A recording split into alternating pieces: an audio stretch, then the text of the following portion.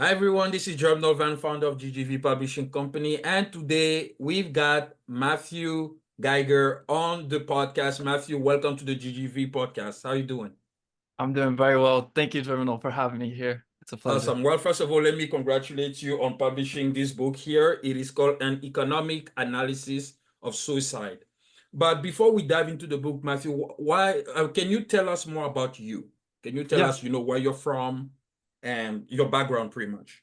definitely. So I am from Southern California in Huntington Beach in Orange County. And growing up, I didn't have much interest in academia until I attended Occidental College in Los Angeles and met a professor, Darren Jurgen, who offered a course in free market economics, the Austrian perspective.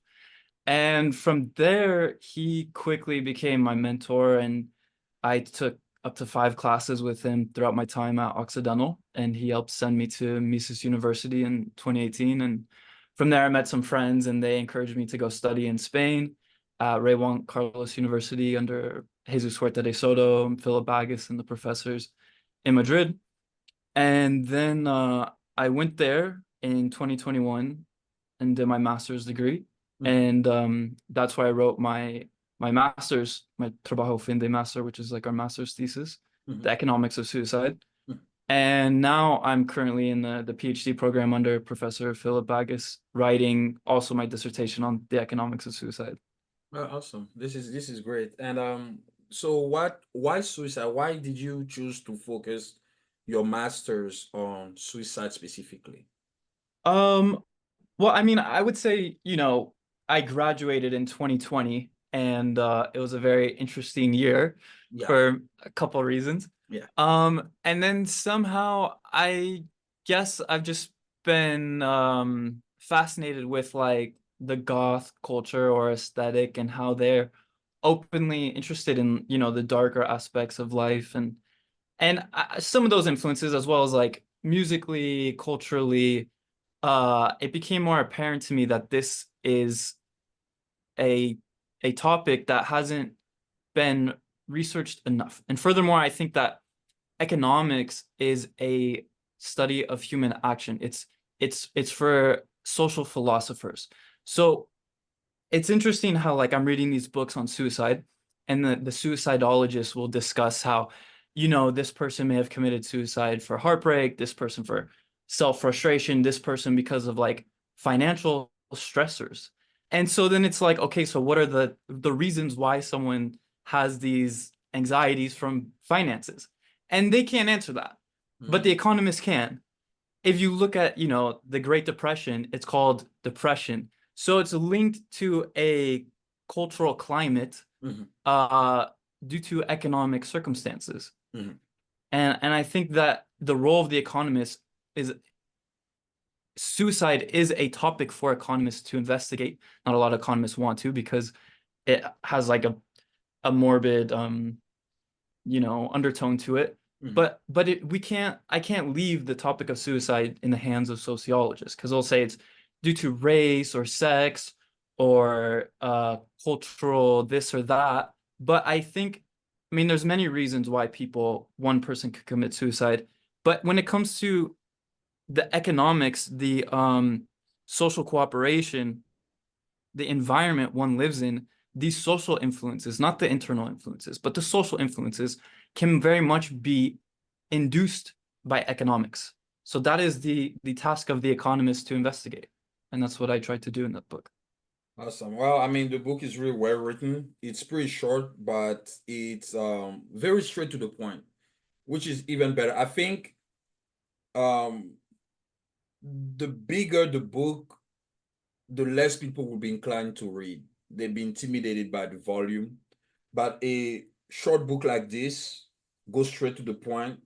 It's a book that could be read in a few days, like for if you're like a voracious reader, you can even finish that in a couple hours.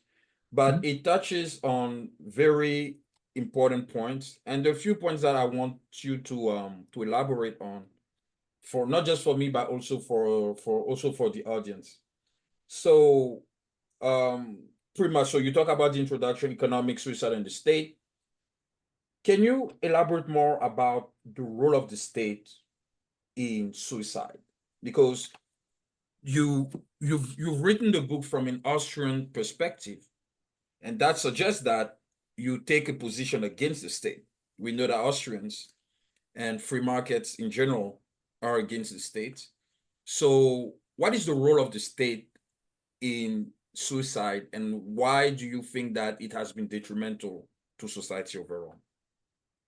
Well, yes, so I begin with the state and essentially the institutions it has imposed on society and how specific institutions contribute more or less to suicidality in a society. And first and foremost, money has always been a institution, if you will, that has been desired to be under the control of states because then they can, fund their desired ends. Before, with the gold, they had to tax their citizens, but the taxation would have to be, it was seen and it was felt and it would have to be repaid. The debt has been incurred, but eventually, they bypassed this with different methods of coin clipping or devaluing the metal and whatnot. And then when it came to fiat currencies, they were able to essentially counterfeit the money, print more of it. So it was like an unseen tax. That's why a thief steals in the night to go unseen. And so if you're not seeing your money being taken from you, but it is just redistributed by printing more of it and devaluing your money, it's redistributing wealth. But the redistribution goes to the central banks, the friends of the banks, the politicians, and those ends are distributed and they fund what the state, as Randolph Bourne said, war is the health of the state. So then I go into militarism. The state wants to fund wars. It wants to wage wars. It has the military industrial complex because it's, I forget the number exactly, like $6 trillion industry. Mm-hmm. So people are getting rich off war. Mm-hmm. And we don't have to dive into the nature of war. I touch a little bit upon that in the book. Mm-hmm. But then you also have the education system, which is a philosophical dispute. If you're in favor of government brainwashing, what does that look like? What is that system of indoctrination? Well, to me, that's public education. Beyond reading, writing, and arithmetic, you're getting into values, societal values. Who's teaching those to people? And you find that like the system we have in the United States came from the Prussian model, which were the social and geographical precursors to the Nazis. Mm-hmm. So it was used to train obedient, submissive, and docile, obedient soldiers who won't run away from battle, but will give up their life for the monarch, the Prussian monarch. And so then you have this infused culture where martyrdom, of empires is required. People have to believe in they have to believe in their own death. So people give up their life. So the values of someone has to conform to that of the state. Because if you don't make your own values, then it's imposed upon you, and whether that's family, religion, culture, or the institution of the state is my argument. Mm-hmm. And so the state itself is not it's not us. We are not this collective. It's usually the ruling minority. And Aristotle talks about the three major forms of politics are monarchy, rule of one, oligarchy, rule of few, democracy, rule of many. But really the democracy becomes an oligarchy because it's still the ruling minority that make the decisions. They make the decisions of, what we're going to do with our money, where it's going to be funded. People don't vote on that. They don't vote for, how much, what monetary system we're going to use. Mm-hmm. So these things have been corrupted. And they're socialistic in essence. And I think that that's the essence of socialism, is the loss of individualization and character, and that's outsourced to that of the state. So I think that's a little bit of my argument against the state. So would you also say that the state is somewhat the engineer of suicide? There's an argument for that. Yes, absolutely. Again, there's many reasons why someone can commit suicide. Heartbreak, Finances, yes, loss of employment, yes. stuff like that. Yeah. But yes, the state very much, if it manipulates monetary systems, causes inflation. This is the most effective way to take people's earnings, their savings, their time, their energy, and redistribute them Mhm. away. And we have welfare for, the politically connected and the billionaires and the corporations. It doesn't go to the people who people would like to presume it goes to. Um, So yeah, I think in essence, the mhm. state is the parasite on society in that aspect, and resolving that won't resolve all of suicidality, but I think it is a major contributor that, if abolished, would be a major step for human freedom. Um, I want you to go a little deep on the chapter 6, ideological monopolization. That is one chapter that I definitely enjoyed reading. Mhm. And can you talk a little bit about the history of the Prussian model? Why is it relevant in the context of suicide? Yes, so the ideological monopolization is essentially, well, beginning with the Prussian model. This was a way, basically, during the Prussian monarch, there were too many people running off the battlefield. They were pissing their pants and scared to die for the Prussian monarch. So the solution, the remedy to this was, let's take our our children from a young age and train them to become obedient to fight in war. And this was very effective. And then Horace Mann, the godfather of public education, saw this as a very effective system, said, well, maybe we use a little bit less for war, but training our society. So it's an aspect of social engineering. Mhm. Public education is a part of public slavery. It's day prisons for children. And as Michael Malice mentions, this is some of the only places that children will ever experience violence in their life, because not everyone's alike as much as people would like to desire people to be. But Mhm. people have different aptitudes. So it doesn't make sense that we're forcing everyone to wake up at the same time, be in the same room, learning the same subjects at the same rate, which always has to go towards, the lower people have different aptitudes, right? So Mhm. so even if you look at all the funding we continuously give to public education, the education rates stay the same. I have a graph in my book, but the money goes towards administration Mhm. and blowing up the administration. And sometimes the teachers can be mediocre people and bully the students. And then, of course, children bullying each other. This leads to, very serious things. One of the results is suicide. And then beyond the public education system, you have the corporate media. So we're trained to like be caught up on current events. And historically, we had, the three legacy television channels of like NBC, CBS, PBS, or ABC. I Mhm. wasn't alive when they were more prevalent, but people thought that because they would present a issue and simultaneously the solution, that people were just well informed and educated. And Mhm. sometimes it's the most educated people that are the most susceptible to all these things. But for example, the media perpetuates wars, and it's Mhm.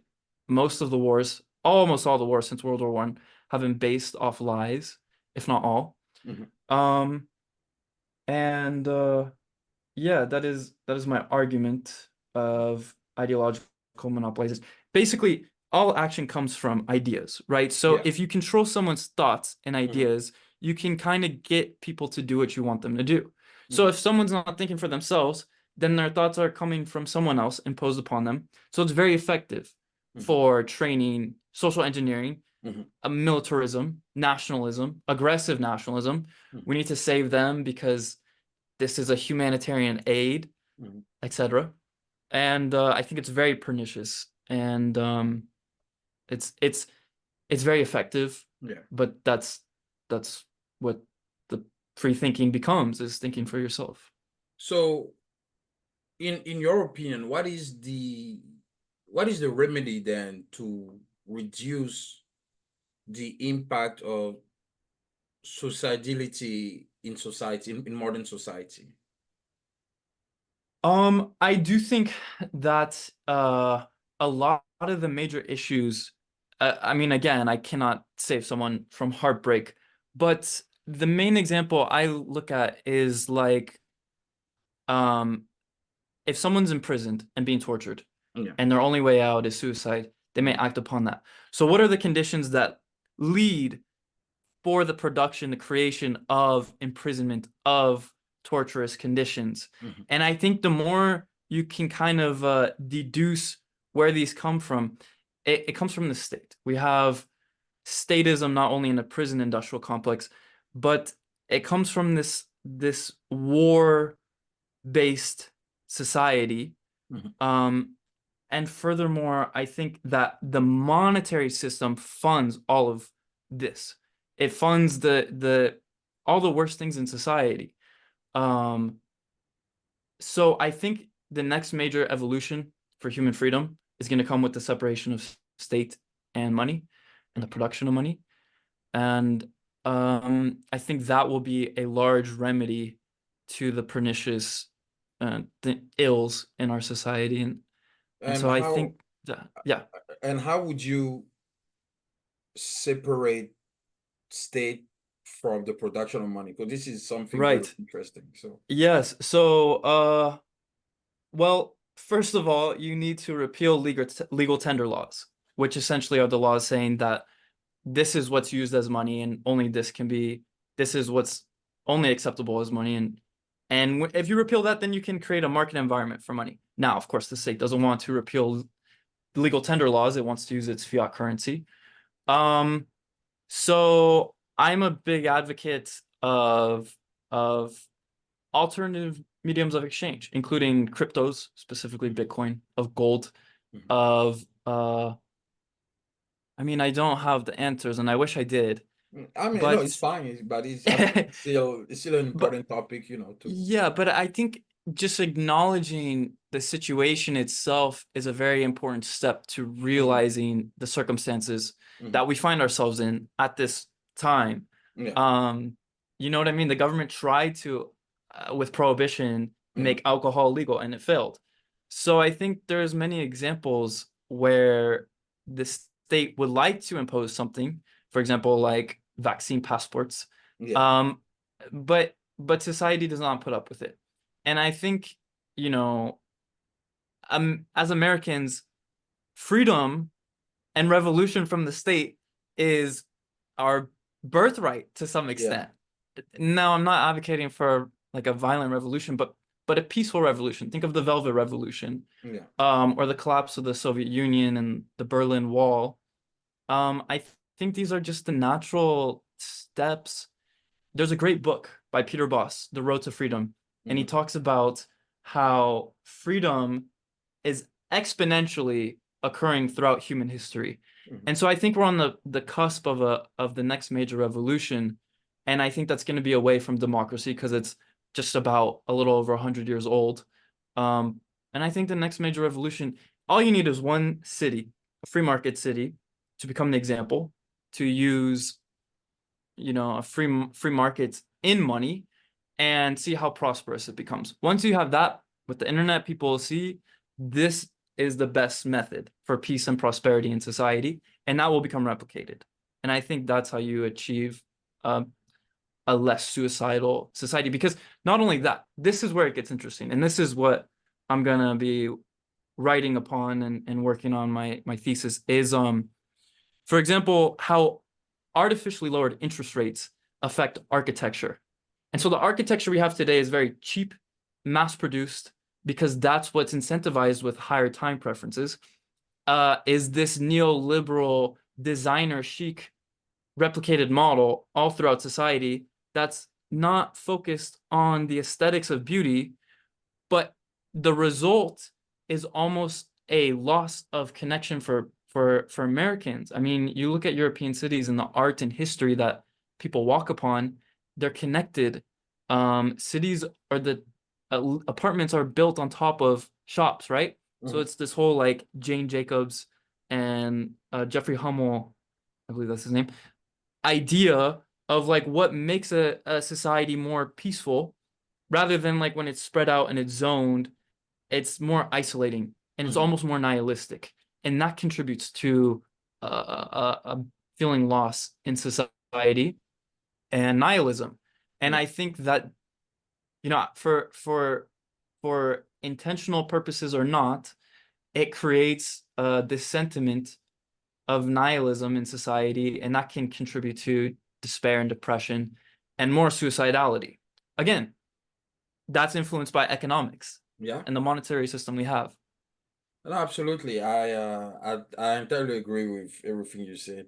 I wanted to have your opinion on something that is not really connected with the book. What is your opinion on democracy? In your opinion, so what is the best type of political system of government for to ensure prosperity? Because personally, I hate democracy. I think it's the second worst type of political system after totalitarianism, like a pure brutal dictatorship.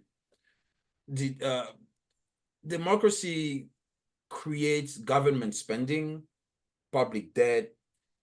You know, one individual pretty much is allowed to vote three or four times because the individual is divided into trenches like factions, you know, like you're white, male, Christian, and this and that. So, you know, for every single issue you get, I was like, this is nonsense.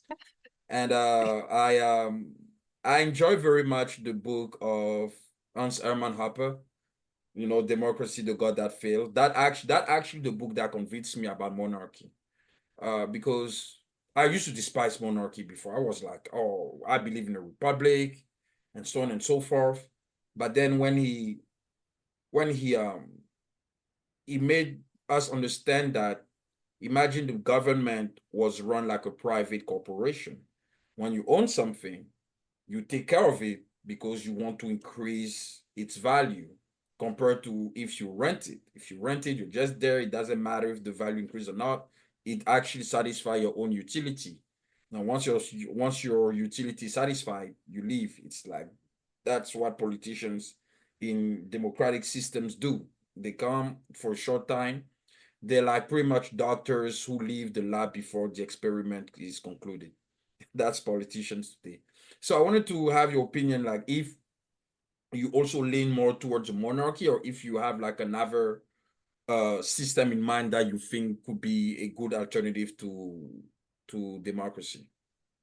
Yeah, well, I'm a big fan of Hans Hermann Hoppe's book, Democracy, the God That Failed. And he points out in some of his lectures on that book that, you know, Rousseau, the most fanatic advocate of I hate democracy. Rousseau. Oh my God, he's worse than Karl Marx. Literally, Rousseau is the intellectual I genuinely despise. I don't know the man. Like he died centuries ago, but his philosophy is poisonous. I'm sorry to cut you off. I just Yeah. got really passionate about when you mentioned Rousseau. I was like, ah, Yeah. Well, he mentions that, you know, Rousseau thought of democracy as nothing more than a moderate form of communism. yeah, But I don't want to make that argument. I want to say that democracy is the most evil form of government that has existed. And I okay, do think it's the worst form of government, also for the time preference element that Hans Hermann Hoppe mentions in the first chapter, to make to the whole deductive axiomatic argument that a monarchy is relatively superior to democracy, because under democracy, if you're only in office for 8, 12 years, then your incentive is to loot the country as fast as you can, because what you can't loot exactly. now, you won't be able to loot in the future. Yeah, So you make these deals with the lobbyists and the corporations and the friends of the banks. And so everything is a higher time preference. So this contributes to the politicization of society, where people have to be filled with this anxiety of who's going to rule who in the coming years, even with the election coming up. I mean, you can see it. The society is politicized, and naturally, that shouldn't be the case. I think in a more organic, free society, things shouldn't be politicized, yet they are.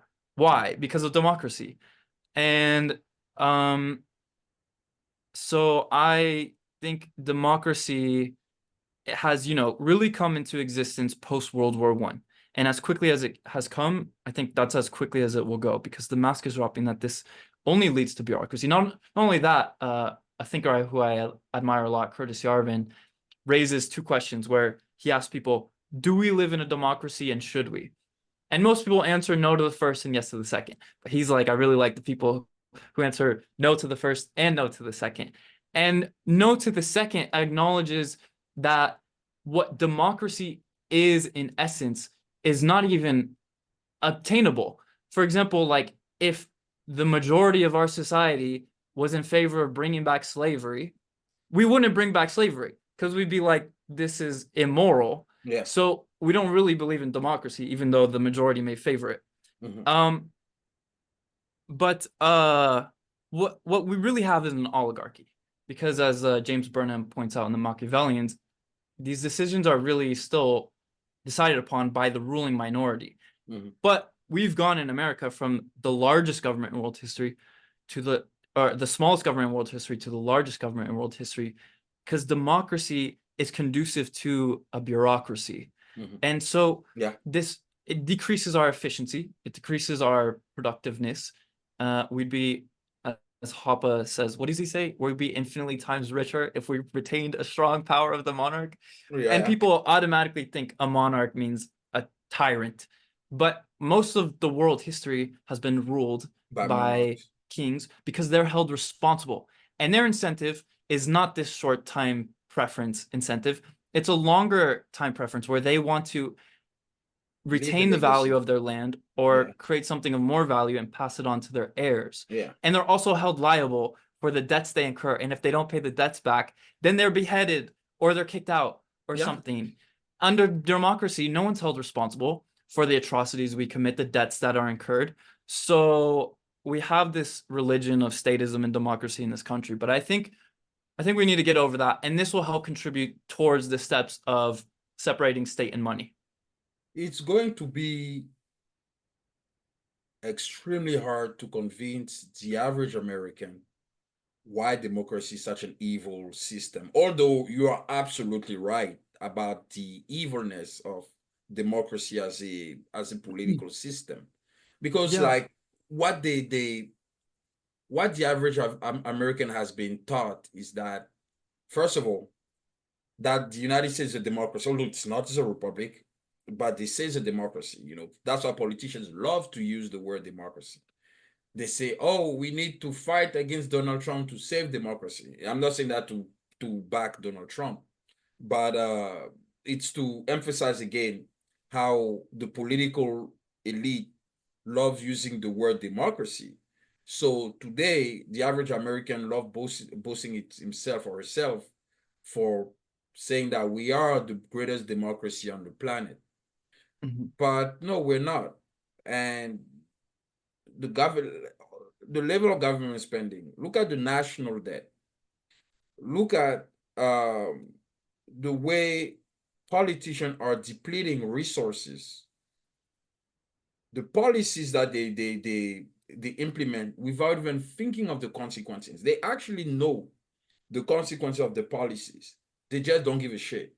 Because it's true, they don't give a shit because they're not there to face the consequences of their policies. Because if they knew that they were going to be put on trial for failing, for producing suboptimal outcomes, they will think twice before even drafting those laws. That's the thing. As Charlie Munger said, show me the incentive and I'll show you the outcome. Right? Yeah. So they know that they're not going to be put on trial for whatever they produce. Because if we have laws saying that, okay, you pass a law, if that law produces suboptimal results, you cannot run again for office. Guys will think twice before doing anything. And the problem is that democracy allows that. But as you said, and as Hans Hermann Hoppe said too in Democracy, the God That Fails, that the monarch is held responsible. And when I read it, like I thought about it, like it's the same way as when you run a private company. You're held responsible, right? Like if you run your company poorly, you're gonna go bankrupt.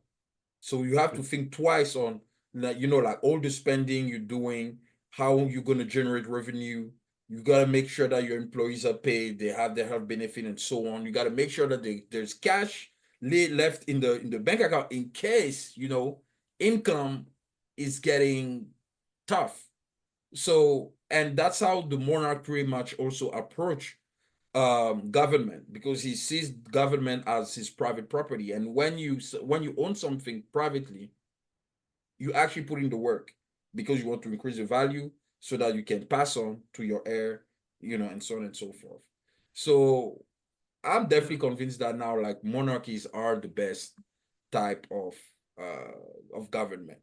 And Yeah, but you know I would like to say two mhm, things regarding the point of convincing the average American against democracy.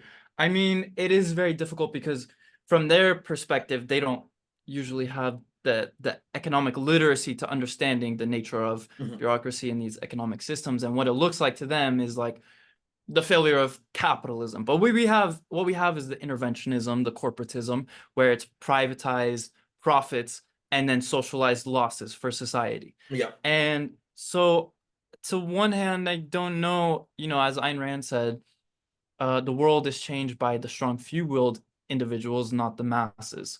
So mhm, I'm not sure if convincing the masses is what's required to overturn a democracy. mhm, Um, but furthermore, to answer your question of, my personal political leanings, I'm an anarchist. Although I may prefer, and I think I will live under a free enterprise society that mhm, most closely resembles a monarch, which mhm. I would be in favor of. I love the spirit of anarchy, of individual freedom. To me, it's a philosophy of peace and beauty and the art of social cooperation and the fruits of capitalistic production, anarcho-capitalism. So Um, do you consider yep. yourself a Rothbardian? Well, this is interesting. So I definitely need to mention that me and my professor Darren Jurgen, we are starting the Carl Menger Institute for Market Economics, and Congratulations on that. thank you. And so where we differ is the natural rights theory. We have our theory of anthropoethics, which is essentially stating that ethics and morality are natural in the sense that they arise and occur and are discovered in a free market environment. Because if you live in a culture where, let's say, under Sharia law, then that's kind of the custom, and that's the culture you're going to live under, and it can be claimed to be, what's right and just. But justice to me is also a market phenomena, and it's discovered in a free market environment. So we don't subscribe to the natural rights theory that Rothbardians tend to, or the non-aggression principle. We're saying that a free market personal enterprise society will most closely resemble in its product uh, a non-aggression respecting society. But we don't say that's the prerequisite to achieve a free society. So let me ask you, what is the difference between then the Rothbardian ANCAP and the David Friedman ANCAP?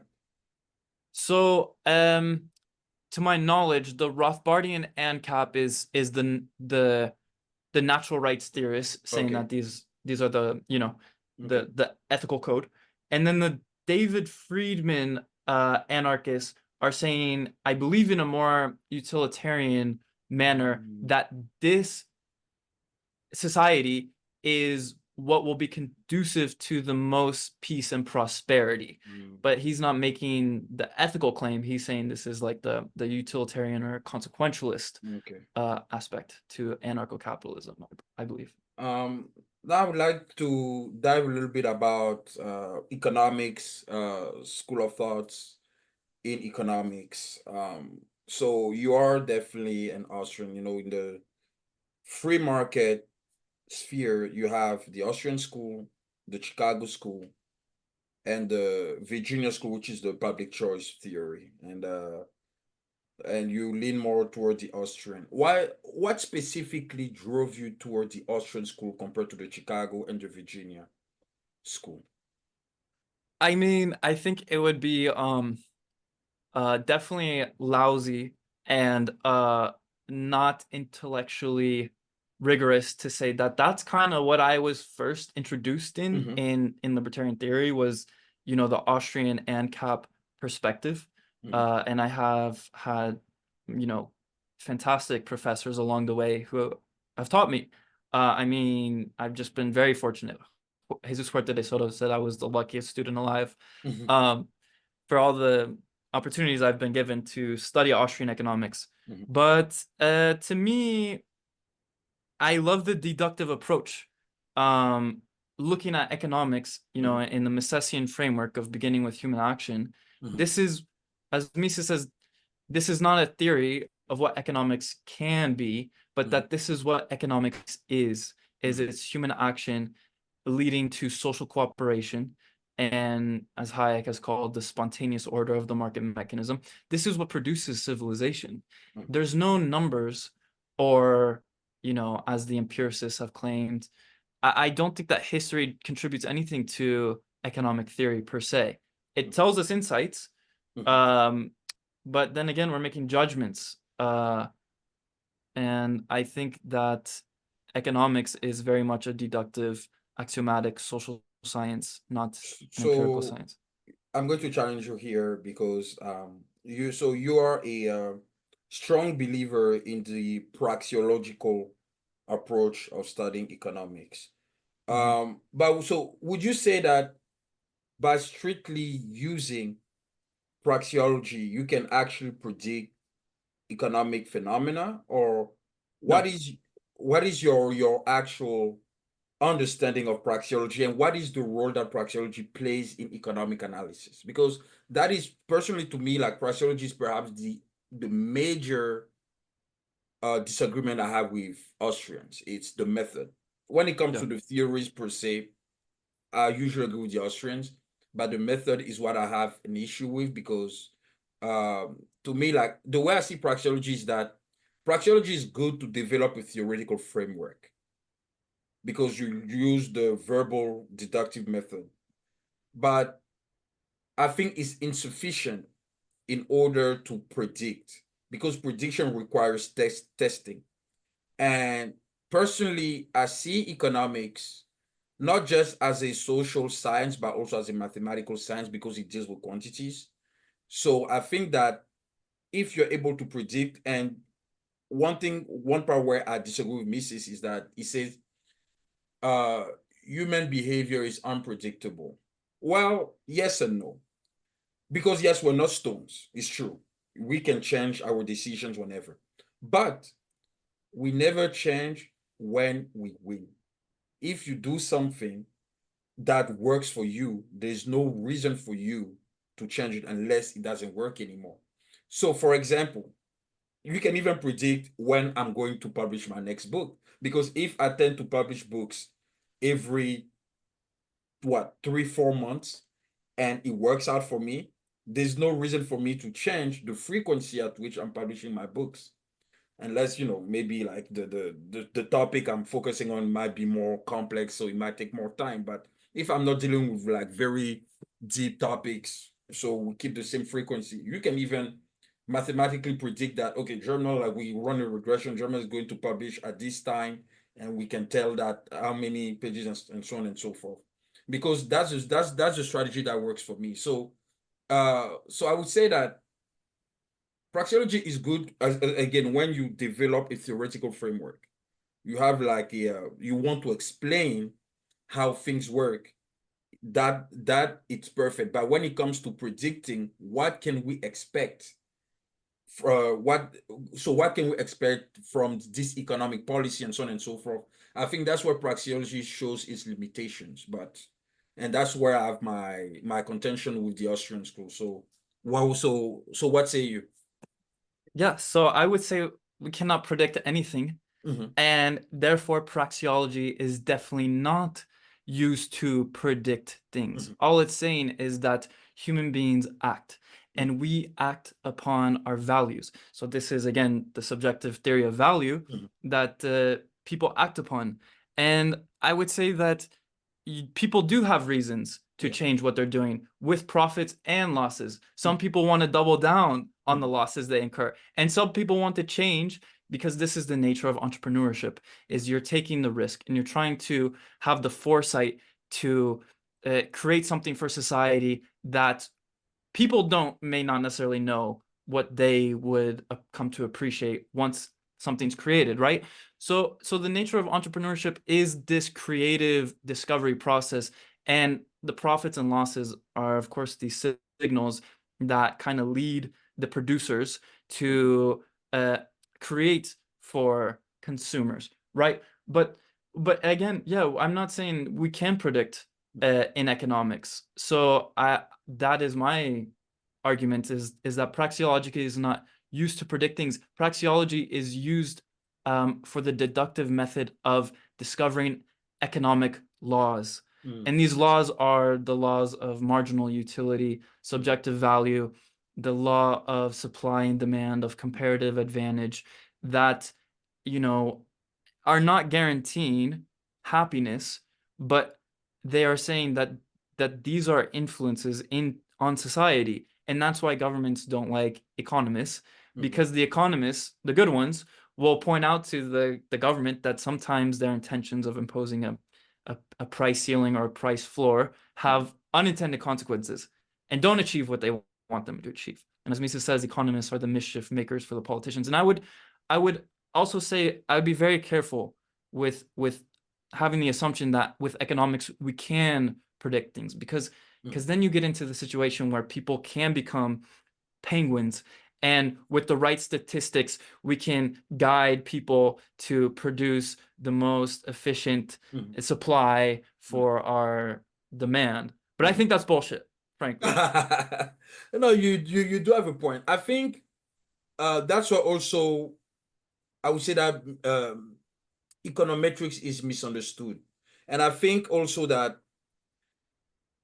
economists abuse the shit out of mathematics in economics. No, seriously. Yes. Because when you look at, for example, Paul Samuelson, I think Paul Samuelson destroyed economics, in my opinion. He's like the Rousseau of economics. He literally reduced to me, like, the role of math is nothing but paving the way to testing a particular theory. And what Paul Samuelson did was using math to not paving the way to testing a theory, but to reach a conclusion, saying you put X here, you put Y here, everything is deterministic, therefore this is the conclusion we reach, so that's the reality we live in. That's not true. What you drew on the blackboard is not what's going on out there. People, when they go grocery shopping, they don't they don't do his mathematical formulas before deciding they want to buy tomatoes or freaking potatoes. They just go, they buy what they want to buy, and that's it. So, and that's when, like, math became more of a problem in economics. I think if math was simply used to back up what the verbal logical deduction said, and then we take it to econometrics to test it, to see, like, okay, even the testability. That's why when you look at an econometric model, there's always the error term, because we know that it's not 100% precise.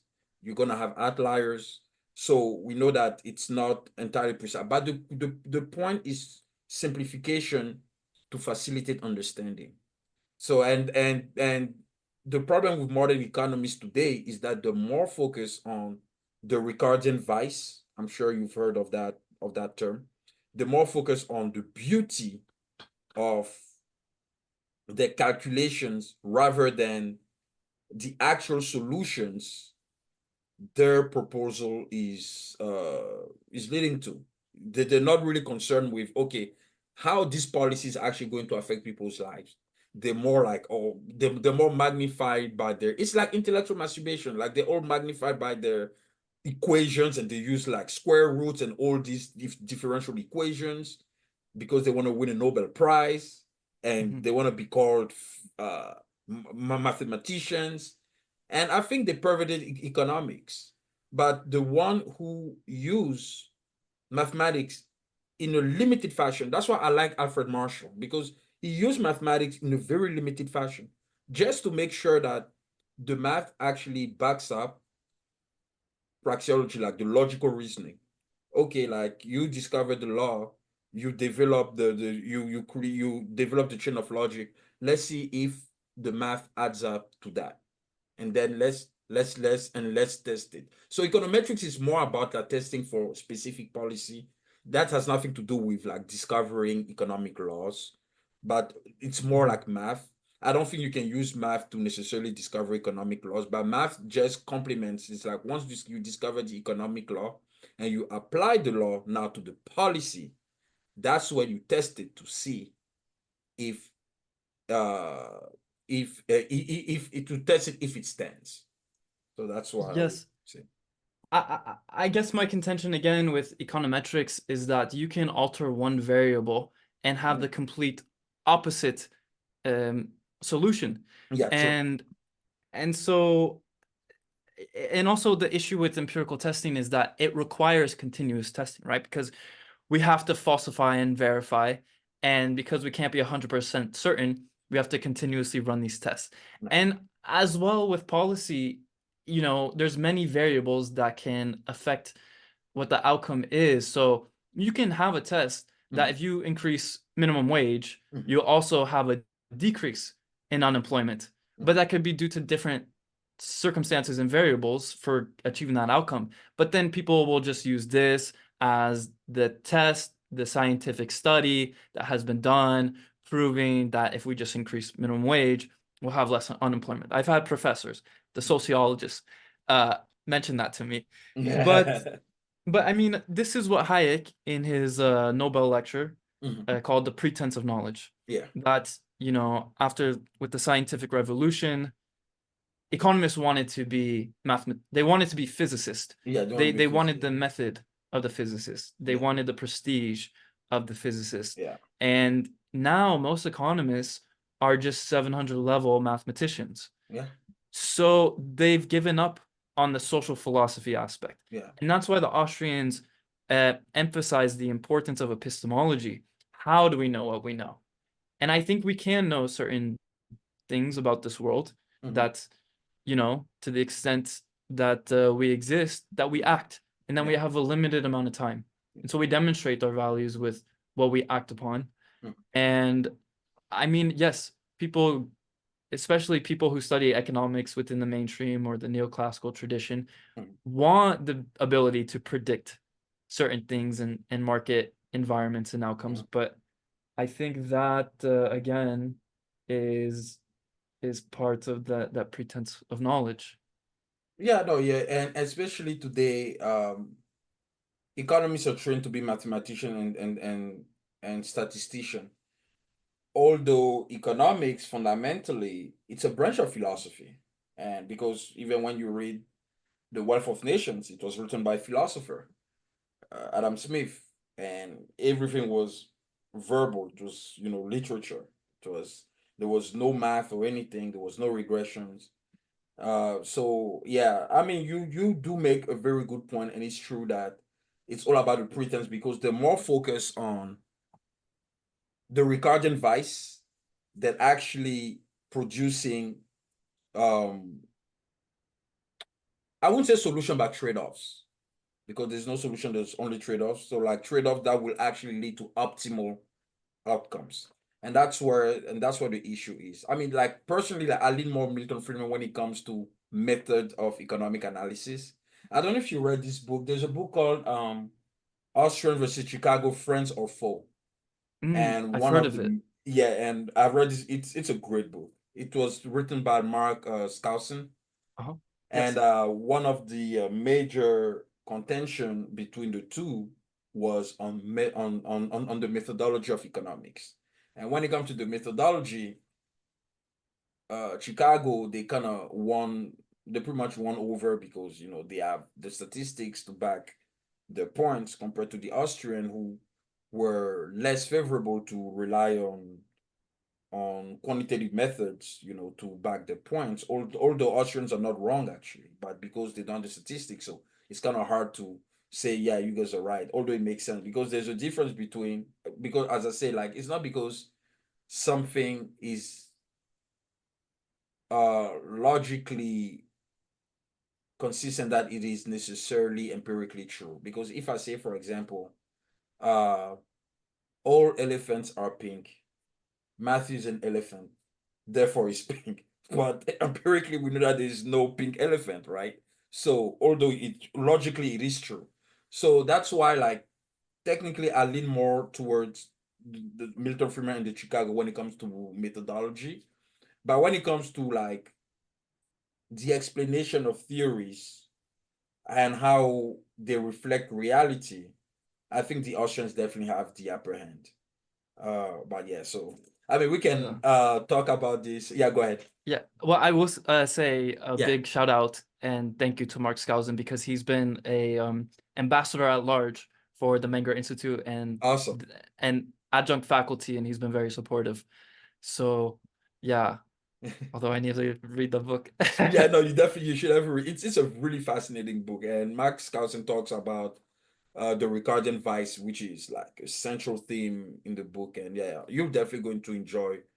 And the beef got personal between Austrians and Chicago, like Rothbard going at people, man, and literally, yeah, he went too far. He went too far, and some Chicago economists too, like, they went Sure. far, like it got really personal. So, but it's very interesting to see the difference between it. I think intellectually, it's important to understand their difference, but practically it's not productive because they're both free market school of thoughts. I think they should unite against, the Coles Foundation, all like the Keynesians, all the guys that use like extensive econometrics to do economics. I think free market school of thought should unite to Yeah. fight those instead of like internal bickering because it's not productive. But yeah, that's my Yeah. point.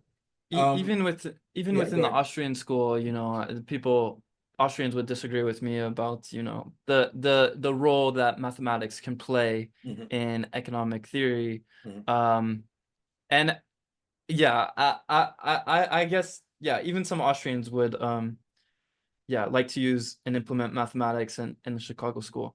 Yeah. But for the sake of honesty, cannot I can't do the mathematics. That's why part of the reason Yeah, I know. why I know that most Austrians don't like it because they just can't do the it's very math. rigorous. But again, Yeah. I think it's 700 level degree mathematics, and then you just label the units, Yeah. with units and it's this and again, yeah, I shouldn't say more about it. Yeah. No, it can be challenging. In fact, in the Austrian camp, there are the two sides as to why they refuse math in economics. One out of principle. The first group is for those out of principle, like, no, math Mhm. cannot be implemented in economics, even if I can do math. Yes. I'm not going to use it. I'm sure someone like Mrs. I'm sure Mrs. knew how to do the math. He just didn't. Yes. His He was just a brother, stubborn man. yeah, Richard von Mises, his brother was Yeah, he was a was a very famous mathematician. mathematician. Yeah. Mhm. So I'm sure Ludwig von Mises knew math. He was just a stubborn man. It's like, nope, nope, nope, I'm not doing it. And then you actually have those now, the camp that you fall into who just suck at it. They Yes, can't do fair enough. I they do can't suck do at the the math. mathematics. Yeah. But But no, sorry to cut you no, off. go ahead, go ahead, go ahead. I think yes, although I am not so good with the mathematics, I think again the role of the social philosophy is Yeah, very much important, and yeah. that No, is I also agree. forgone by the mainstream economists. Yeah, no, I agree. I agree with you. It's like, to me, like, I just think the match should be limited. Mhm. Like, I don't think it should be dismissed, but it should be very limited to the way Alfred Marshall did it. Yeah, Like, it should be related to the appendix and not be put in the main text. And all you do is reading equations. You have no idea what the hell you're reading.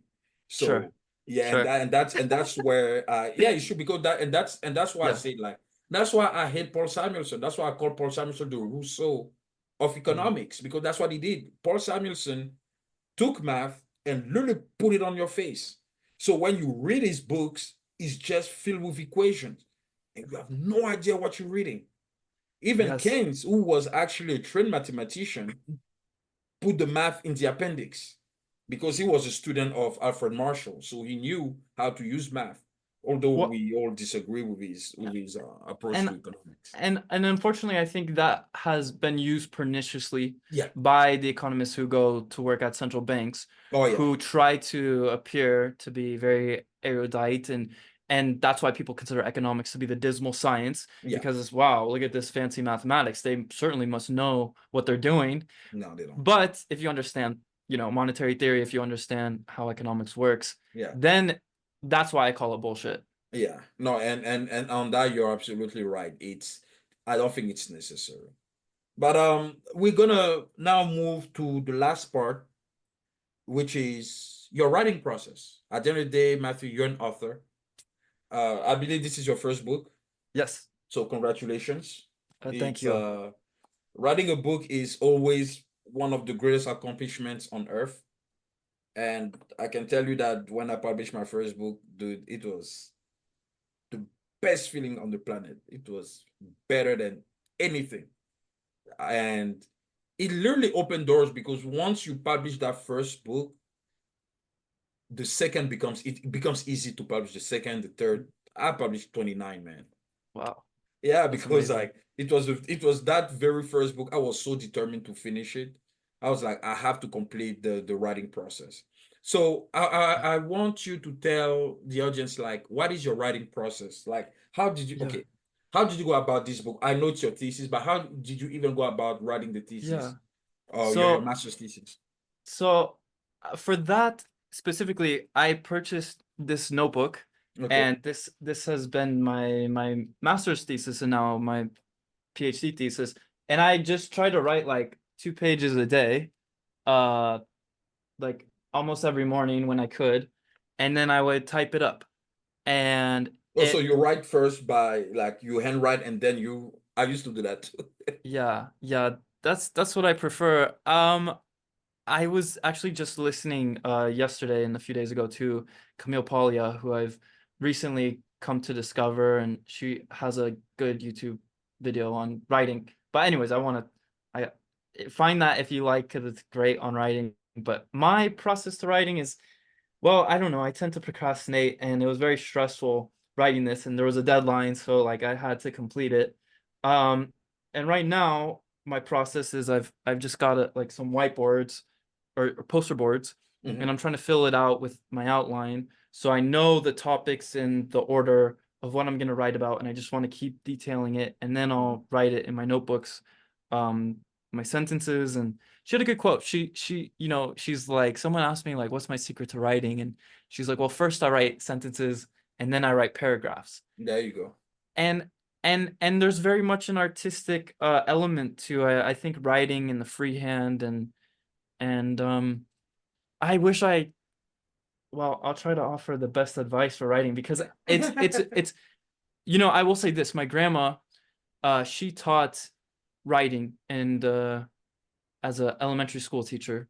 And so from a very young age, she taught me how to write, like my letters, and she encouraged me to write. And so I, from a young age, had a notebook of just writing like creative stories, but I haven't lost it. And now I just feel like I've been reading so much, it's all consumption. The productive element is now writing. Mhm. And honestly, I think that even though my research at times makes me want to throw up, if I couldn't write, like I would not it's like my outlet. It's it's becoming an art to me, or that's Yeah. how I want to appreciate it. So I'm trying to just write as much as I can Mhm. every day, even if it's not related to my research, Yeah. but just getting the thoughts out of my head to not use up that energy, or let it like kind of um stew up in my mind. Um so I mean, Edward Fuller, who is a friend of mine, just encouraged me to write, and so I'm just trying to write more, and hopefully it gets better and better. And thank you again for publishing the book. I'm really You're glad that welcome. You're that welcome. that you can help make this happen. Oh It has yeah, been a good feeling to publish, and so now I'm working on the PhD topic, which is that was a 50-page paper, and so mm, this one is going to be a 300-page paper. So there's going to be some additional parts, some more yeah. elaborate elements to it, and just as Misa said, an economist can't help but publish books. Yeah. So No, that's what I'm trying to no, feel. I definitely look forward to publish your PhD thesis if you want to keep working with GGV Publishing, obviously. I think like there's a French writer who became a politician. His name is Eric Zemmour, and he's very famous in France. He's like far right. He's very right wing. He writes really well, and there's one thing he said that I realized was true. He said it's very hard to argue against someone who writes because someone who writes, your ability to write your thoughts down in a coherent and logical way strengthens not just your writing skills, but even your ability to communicate. Since Mhm. I've been writing, my communication skill have quadruple, quintuple. Like I can talk easily, especially when it comes to public speaking. I feel very confident. And when I speak, Mhm. people like they're like, German, we can sense that you write. I'm like, hell yeah, Mhm. I write every day. I do write every day. Like the way I speak is very structured. Mhm. So people like, yeah, they're like, yeah, this guy writes a lot. I was like, yeah, because it really strengthened your writing skills, your communication skill. It even improve your ability to understand things faster. Mm. And you even feel more intelligent. I'm not gonna lie. So I Yeah. it's writing is definitely, if you have, it's one of the greatest skills to have, because if you have that, it's done. It's very hard. For example, Thomas Sowell. That's why it's so hard to argue against him. He wrote more Mm. than 40 books. Wow. Yeah. That's why they don't bring him on mainstream media, because you cannot, the guy, all he does is research every day. Yeah. You cannot argue against a man like this. So I Uh, I definitely encourage you to keep writing. You're definitely on the right path. Keep doing that. I mean, you're definitely an academic, so you're gonna be participating in debates and stuff. You're gonna be a public intellectual at some point. I could have done that too, but I just chose entrepreneurship. I think it's I just love business, man. Business is fun, but it's, uh, it's not it's, it's not for everyone. It's hard. yeah. Business is hard. But I will say, sorry yeah, to go cut ahead. you off. No, no, go ahead. Uh, Go ahead. a mutual friend, Thaddeus Russell. Yeah. I've been able the last few weeks to talk to him every week in like Mhm, his Zoom. mhm. Um, but he told me he's like, economic theory alone won't win arguments, Nope. but knowing history Yeah. and using history Yeah. will almost certainly guarantee that you will win arguments. Yeah. He's And right. so uh, He's right.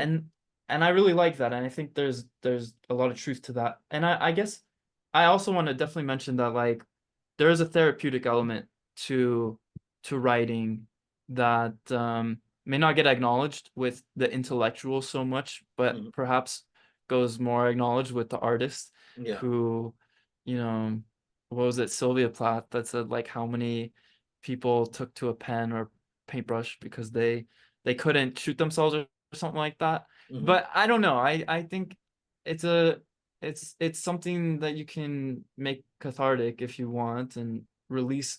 As Fuerte de Soto said, well, he was referring to books, but he said, like a book can be your best friend. You can cry into it, you can write all your secrets into it, and it goes like hand in hand with writing. I think like who said that like reading is like having a conversation with some of the finest minds in history. Yeah, I know, yeah, I know that quote, but I can't remember the person who Yeah. said it, but I know what you're saying. Yeah. So I guess it's yeah, writing is one of the oldest arts Yeah. that I guess exists, and so it's definitely something very special. And yeah, I mean, I thank you. I do want to definitely continue writing and hopefully, just keep going and improving. Absolutely.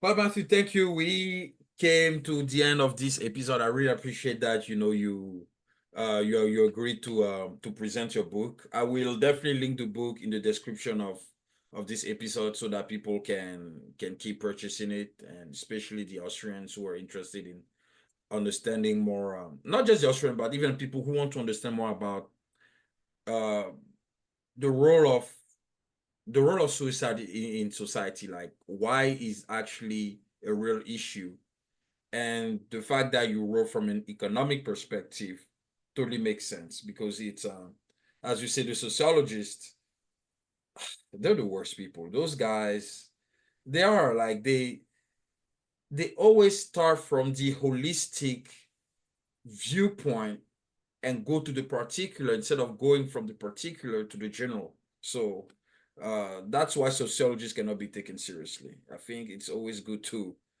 I think like it's better to start from personal motivation. At the end of the day, we're individuals. Our self-interest is what determines our choices. We're rational people, and the fundamental, the key of reason is self-interest. You do things to pursue your self-interest. Self-interest doesn't mean it's bad. It doesn't mean you're being selfish. It just means that you are enhancing your welfare. That's what self-interest is. So it's important to start from that perspective and then build to the general. Yeah. One last thing, if I may say. Sure, please go ahead. I'm going to be teaching alongside my professor Darren Jurgen at the Menger Institute, and we are starting in June 2025. We're looking for students, so if you're a student and you want to learn economics, I highly encourage you to check out online the Menger Institute, and please apply. And yes, I'm looking forward to that very much. So Awesome. thank you again, Germinal. Thank No you very problem, much. Matthew. This is great. Awesome. All right, guys, this was the GGV Publishing Podcast, and this episode will be uploaded next week. All right, thank you, Matthew, for coming. I really appreciate it. Thank you, Germinal.